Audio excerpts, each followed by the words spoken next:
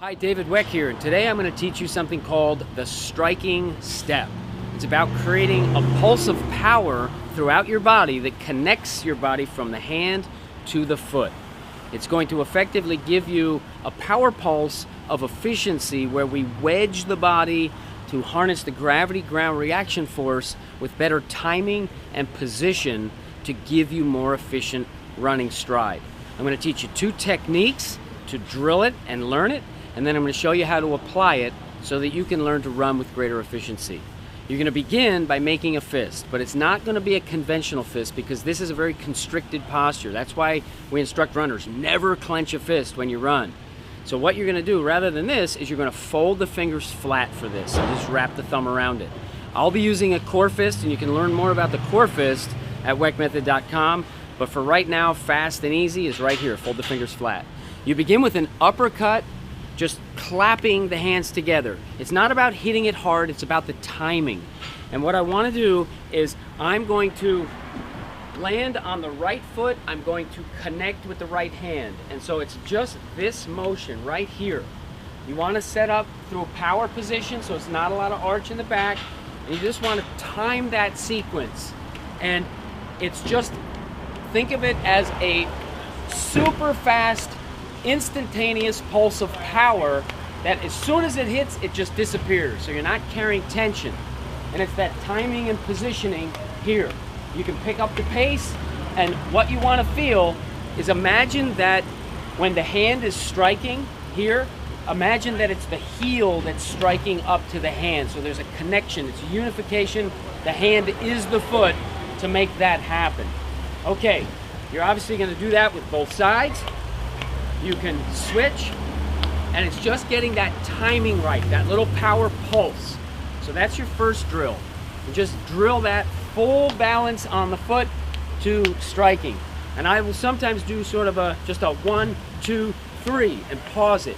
1, 2, 3, 4, and I'll climb up a ladder. 1, 2, 3, 4, 5, and I'll just get that timing synced up.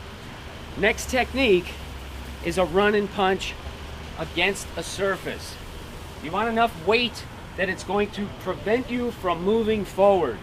And the idea is that if we want to move forward, we have to drop into backward.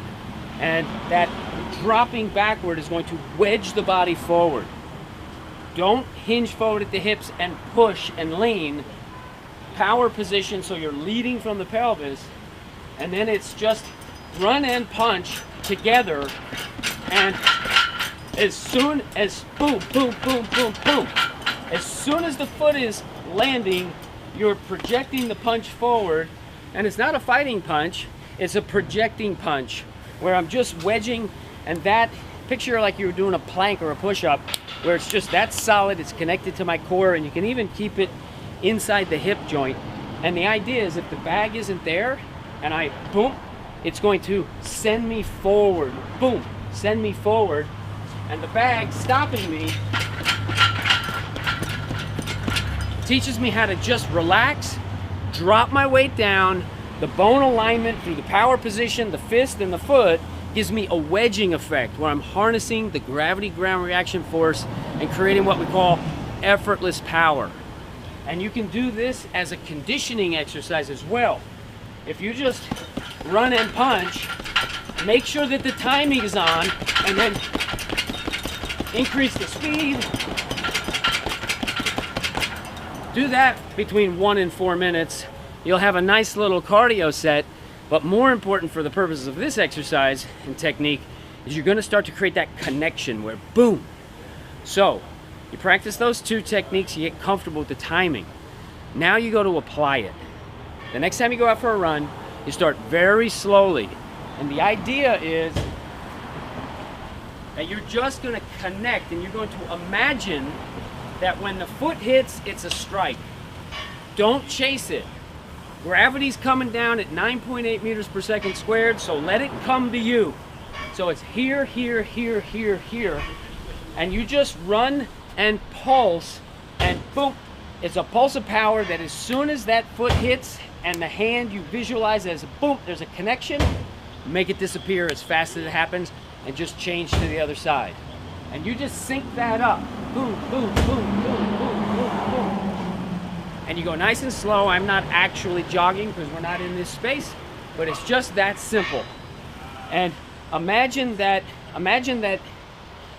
when I land here, imagine that you could support all the weight that possible through your bone structure. You want it to feel like, boom, you could load up 600 pounds and I'm in a position through a power position of the hip that is just gonna boom. I have total body structural integrity for just that split second. And then you time that, and then after you've done that, you forget about it. You just run the way you wanna run, and you let what you've developed seep in and materialize through muscle memory.